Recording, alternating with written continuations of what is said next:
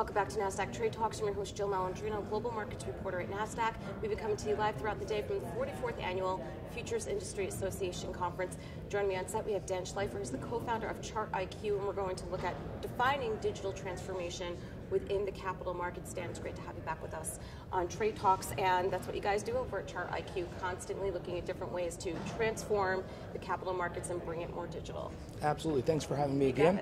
Yeah, I think the term digital transformation gives a little bit of a flashback to the 1990s, but the term is back, and I think we're in an interesting era where in capital markets there's a lot of legacy technology, we have a lot of new technology coming around, things built in web technology and HTML5, and digital transformation is really the ability to bring those things together to both increase efficiency but also to create a better client experience, so that on the receiving side, whether it's a hedge fund on the buy side or it's a high net worth individual in wealth management, to deliver a better experience to them. So it sounds like web technology that's really becoming the standard for market participants. Absolutely. So people used to develop in .NET and Java, and that still exists, and there's still a large legacy of that.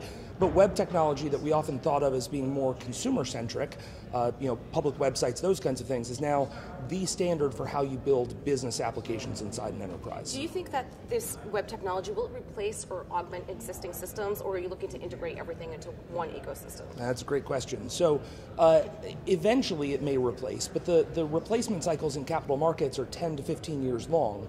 So the question is, how do you create that bridge from legacy to modern without losing the investment that you've made in previous technologies? So we see it as augmentation with the long-term vision of replacement. So it sounds like interoperability standards, that's really emerging in fintech these days. Absolutely. So to bring those things together, both your legacy and your modern, as well as the incredible things that are happening in the fintech ecosystem, there have to be standards for how to pull these different applications together.